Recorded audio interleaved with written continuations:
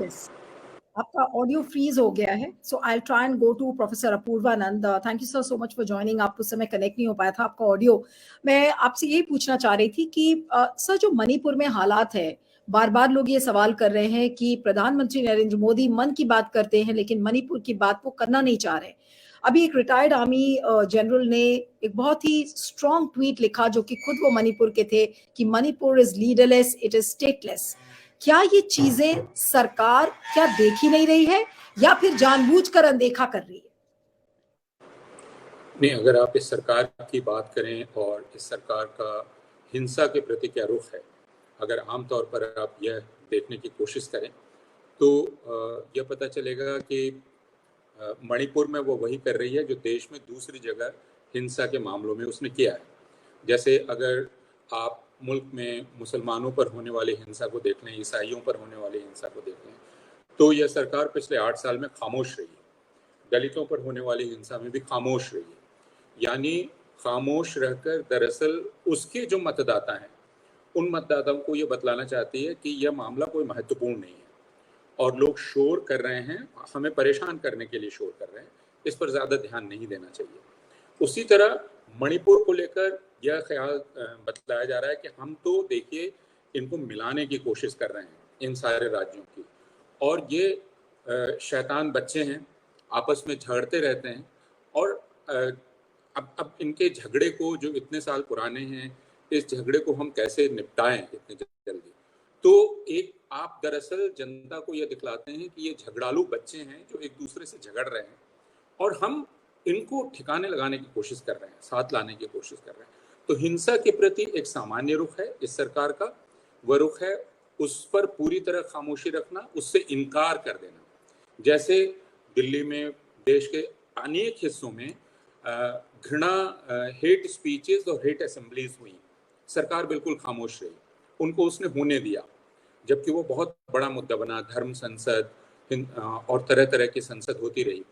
तो उसी प्रकार मणिपुर में जब यह हिंसा भड़की, जिसके कारण समीर जी ने बतलाए हैं और दूसरे मित्र ने बतलाए हैं, और विभाजन रेखाएं समाज में अनेक प्रकार की होती हैं, हमारे एक दूसरे से संदेह, पूर्वाग्रह, बहुत तरह के मतभेद, मनमुटाव।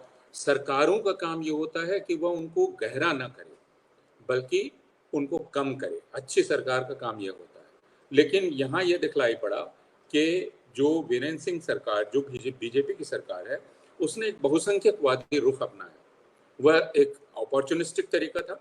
उस बहुसंख्यकवादी रुख के चलते वह विभाजन रेखा और तीखी हो गई। तो जहां आपको राज्य की जनता को एक करना है, वहां आप राज्य की जनता के एक हिस्से को दूसरे हिस्से के खिलाफ खड़ा कर रहे हैं। और ऐसा नहीं कि दूसरे हिस्से के एक हिस्से का आप कभी इस्तेमाल नहीं कर चुके हैं, वो कर चुके हैं।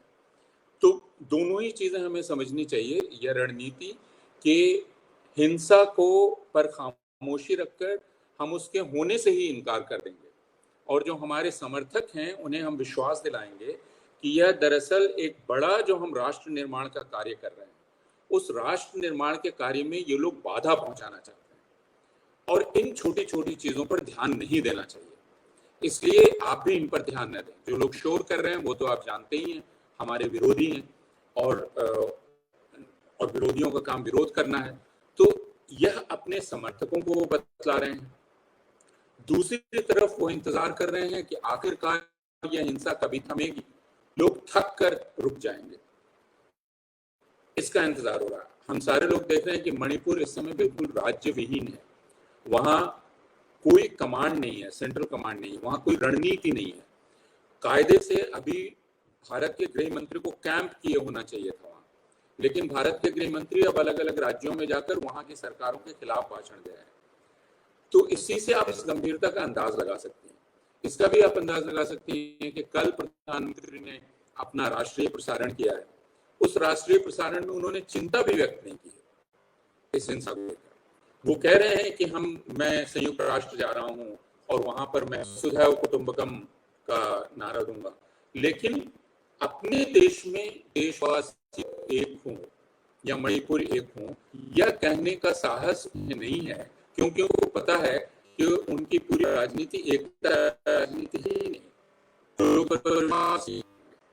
तो प्रधानमंत्री या सरकार को इस तरह समझना चाहिए।